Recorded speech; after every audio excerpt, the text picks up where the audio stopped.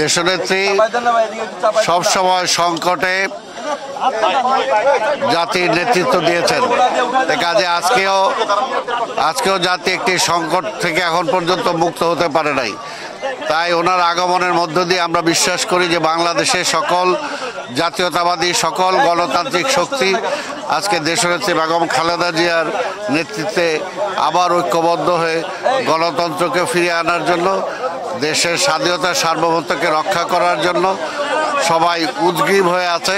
এবং বেগম খালেদা জিয়ার দেশে ফিরে আসাই আজকে জনগণের মধ্যে যে প্রাণচাঞ্চল্যতা ফিরে এসেছে এটা দেখে বোঝা যায়। তাই আমরা বিশ্বাস করি যে বেগম খালেদা জিয়ার আগমনের মধ্য দিয়ে এই জাতি আজকে যে সংকটের মধ্যে আছে এই সংকট থেকে আলোর মুখ দেখবে। আজকে তো সেটা প্রমাণিত হয়েছে যে 2- ফর্মুলা বা 3- ফর্মুলা কোনোটাই আর কার্যকর নাই। বেগম খালেদা জিয়ার এই আগমন নেতাকর্মীদের মধ্যে একটা নতুন আশার সঞ্চার হয়েছে। বেগম খালেদা জিয়া হচ্ছে বাংলাদেশের ঐক্যের প্রতীক। আজকে উনি আশা করি দেশে সুস্থ হয়ে ফেরত আসবেন। এই 4 মাস চিকিৎসার পরে উনি দেশে আসছেন।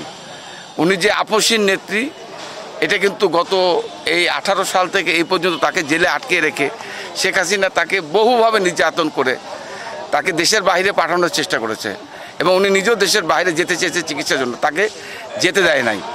তার মানে এটা আমি বলতে চাই উনি যে একটা আপসীন নেত্রী, উনি নতুন করে আবারও প্রমাণ করলেন এবং আজকে উনি সুস্থ হয়ে দেশে ফেরত এসে বাংলাদেশের মানুষকে জাতীয়তাবাদের যে পতাকা, এই পতাকা যেভাবে বেগম খালেদা জিয়া অতীতে প্রধানমন্ত্রী এবং দেশের বিরোধী দলের নেত্রী হিসাবে বাংলাদেশের মানুষকে যেভাবে ঐক্যবদ্ধ করেছিলেন, উনি 4 মাস চিকিৎসার পর দেশে ফেরত এসে এই ঠিক একইভাবে জাতীয়তাবাদের পতাকা উনি হাতে নিয়ে বাংলাদেশের মানুষকে আবারও ঐক্যবদ্ধ করবেন এবং বাংলাদেশের মানুষ আজকে নতুনভাবে উজ্জীবিত হয়েছে। সবচেয়ে ফলবান বৃক্ষটাকে তো মানুষ টোকা দেয়, তাই না? তো বিএনপি বাংলাদেশের বৃহত্তম রাজনৈতিক দল হিসেবে অপর যত প্রতিদ্বন্দ্বী রাজনৈতিক দলগুলো আছে তাদের প্রতিদ্বন্দ্বিতার মুখে তো বিএনপি পড়ার কথা। তাদের সংখ্যা যাই হোক না দেখ, সেটা বড় কথা না। বড় কথা হচ্ছে যে আমাদের নেত্রী বেগম খালেদা জিয়া একেবারেই যদি ওনার রাজনৈতিক জীবনের শুরু থেকে যদি আমরা দেখি, তার মধ্যে একটা আপোষহীনতা ছিল। সে আপোষহীনতা কি? সেটা গণতন্ত্রের প্রশ্নে, একটা সাংবিধানিক শাসনের প্রশ্নে এবং জনগণের ক্ষমতায়নের প্রশ্নে, তাই না? তো বাংলাদেশে 5ই আগস্টে একটা বড় মাপের ছাত্র জনতার একটা অভ্যুত্থান ঘটেছে, একটা স্বৈর শাসনের পতন ঘটেছে, তাই না? এই স্বৈর শাসনের পতনের মধ্য দিয়ে মানুষের একটা নতুন আকাঙ্ক্ষা জন্ম নিয়েছে। এই আকাঙ্ক্ষাগুলো বারবার স্বাধীনতা যুদ্ধে একটা আকাঙ্ক্ষা তৈরি হয়। 75 সালে 7ই নভেম্বর একটা আকাঙ্ক্ষার জন্ম নিয়েছিল। 80-র দশকের পরে যে আপনার এরশাদের বিরুদ্ধে যে একটা গণ অভ্যুত্থান, সেখানেও মানুষের আকাঙ্ক্ষার জন্ম নিয়েছিল। প্রতিটি বিপ্লব অথবা অভ্যুত্থানের প্রতিটি বাকি কিন্তু মানুষের আকাঙ্ক্ষার জন্ম হয়। সেই আকাঙ্ক্ষা অনুযায়ী বাংলাদেশ এখন দরকার একটি জবাবদিহিমূলক, একটি গণমুখী শাসন, যেই শাসন ব্যবস্থায় জনগণ নিজেরা শক্তিমান মনে করবে। বাংলাদেশে এখন একটি নিঃসন্দেহে গণতন্ত্রের সংকট আছে। নির্বাচনকে ঘিরে এক ধরনের দোলাচাল আছে। নির্বাচন কবে হচ্ছে, আদৌ হচ্ছে কিনা, নানা ধরনের কথাবার্তা আমরা শুনতে পাচ্ছি। অর্থাৎ আমরা একটা রোডম্যাপ চাচ্ছি, সরকার এখন পর্যন্ত এটা স্পষ্ট করেননি।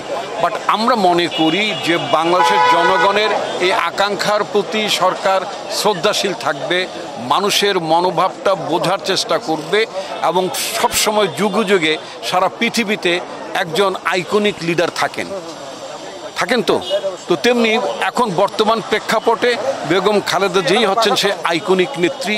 অর্থাৎ সকল আপনি দেখবেন ইতিমধ্যে তিনি হাসপাতাল থেকে বেরোবার পর থেকে এ পর্যন্ত দেশ এবং জাতির সামনে তিনি যতগুলো বক্তব্য দিয়েছেন, প্রতিটি বক্তব্যের মধ্যে এক ধরনের রিকনসিলিয়েশনের কথা ওনার মধ্যে ছিল। একমাত্র বেগম খালেদা জিয়াই পারেন সমগ্র জাতিকে ইউনাইট করতে। ঠিক আছে, আমি মনে করি যে উনি দেশে ফেরত আসার পরে সুস্থ হয়ে তিনি বাংলাদেশের রাজনীতিতে এবং সকল মানুষকে ঐক্যবদ্ধ করে গণতন্ত্রের পথে একটা নতুন অভিমুখে নিয়ে যাওয়ার জন্য তিনি একটি দিক নির্দেশনা দেবেন এবং তিনি অনুপ্রেরণা দিবেন। তিনিও সবসময় আমাদের সোর্স অফ ইন্সপিরেশন। আবারও তিনি সমগ্র জাতির কাছে সোর্স অফ ইন্সপিরেশন হিসেবে তিনি ভূমিকা পালন করবেন। আপসীন দেশনেত্রী বেগম খালেদা যে আকাশচুম্বী জনপ্রিয়তা, এই জনপ্রিয়তাকে ঈর্ষান্বিত হয়ে আমরা দেখেছি যে প্রতিহিংস রাজনীতি হিসাবে তাকে বিনা চিকিৎসা তাকে হত্যার ষড়যন্ত্র হয়েছে, তার বিরুদ্ধে অনেক মিথ্যা মামলা দেওয়া হয়েছে, কারারুদ্ধ করা হয়েছে, তিনি অনেক অত্যাচারিত নিপীড়িত হয়েছেন, নির্যাতিত হয়েছেন, কারণ তিনি আপোষ করেননি, কারণ তিনি 30% তিনি আপোষ করেননি, তিনি দেশের মাটি ত্যাগ করে দেশ থেকে পালিয়ে যাননি, কারণ তিনি বলেছেন এই বাংলাদেশি আমার ঠিকানা, বাংলাদেশি আমার মাটি, এখানে আমার জন্ম, এখানে আমার 3টি পরিবার, তার বাইরে আমার কোনো ঠিকানা নেই। দেশনেত্রী বেগম খালেদা জিয়া অতীত আমরা দেখেছি দেশ জাতির ক্রান্তি লগ্নের সংকটে তিনি দেশের নেতৃত্ব দিয়েছেন। এখন তার কাছে মানুষের যে আকাঙ্ক্ষা প্রত্যাশা যে তিনি আবার আমরা আশা করছি যে তিনি লন্ডনে উন্নত চিকিৎসা নিয়ে আজকে বাংলাদেশে ফিরবেন, ফিরে তিনি আরও সুস্থ হবেন, সুস্থ হয়ে তিনি আগামী দিনে তিনি দেশের নেতৃত্ব দিবেন এবং নেতৃত্ব দেওয়ার মতো তিনি আমি মনে করি যে শারীরিকভাবে আল্লাহ তাকে সুস্থ করেছেন এবং তার যে জনগণের যে অকুণ্ঠ ভালোবাসা, জনগণের যে তার যে নিঃস্বার্থভাবে যে জনগণ তাকে যে সর্বস্তরের জনগণ, শুধু দলের নেতা না, সাধারণ মানুষ, এবং তার যে জনপ্রিয়তা উনি তুঙ্গে রয়েছেন এবং তিনি সেই মানুষের দোয়া ভালোবাসায় আল্লাহর রহমতে তিনি আগামী দিনে দলের হাল ধরবেন, নেতৃত্ব দেওয়ার জন্য, দেশের দেশ পরিচালনার জন্য তিনি বক্তব্য দেওয়া বা তা আগামী দিনে দেশের নেতৃত্ব দেওয়ার তার সেই শারীরিক অবস্থা আমি মনে করি ফিরে আসবে এবং তিনি দেশে আবার নেতৃত্ব দিতে পারবেন। এটা আমাদের দৃঢ় বিশ্বাস এবং দেশের সংকট উত্তরণ করবেন এবং একটি নির্দলীয় নিরপেক্ষ সরকারের অধীনে একটি নির্বাচনের মধ্য দিয়ে দেশে একটি গণতান্ত্রিক সংস্কার প্রতিষ্ঠা হবে, এটাই বেগম খালেদা জিয়ার প্রত্যাশা। আমাদের নেত্রী আমাদের সকলের প্রিয়, এদেশের মানুষের প্রিয়, এদেশের মানুষের সম্পূর্ণ আস্থা তার উপরে, এটা বারবার প্রমাণিত হয়েছে। 3 উনি প্রধানমন্ত্রী হয়েছেন। 82 থেকে 90 স্বৈরাচার বিরোধী আন্দোলনের এরশাদের পতনের নেতৃত্ব দিয়েছেন আমাদের দেশনেত্রী বেগম খালেদা জিয়া। উনি সর্বদা আপোষহীন, সকলের কাছে গ্রহণযোগ্য। সুতরাং আজকে সেই জন্যই তাকে ফ্যাসিস্ট আওয়ামী লীগ স্বৈরাচারী সরকার তাকে মিথ্যা সাজা দিয়ে তাকে গ্রেপ্তার করা হয়েছিল এবং তাকে চিকিৎসা পর্যন্ত বঞ্চিত করেছিল, অর্থাৎ তাকে ধুকে ধুকে মেরে ফেলতে চেয়েছিল।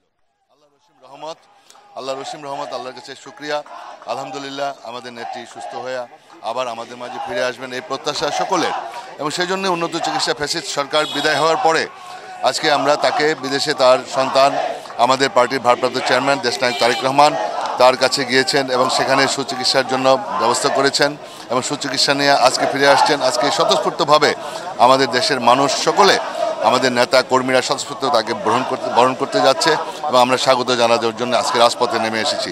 এয়ারপোর্ট থেকে আজকে এই বনানী তার বাসভবন পর্যন্ত জনতার ঢল নেমেছে। সুতরাং আমরা প্রত্যাশা করি উনি আবার আমাদের মাঝে ফিরে এসে আবার নেতৃত্ব দিবেন এবং এই দেশের নেতৃত্ব দিবেন, এই দেশকে আবার এগিয়ে নিয়ে যাবেন, এটাই আমাদের প্রত্যাশা।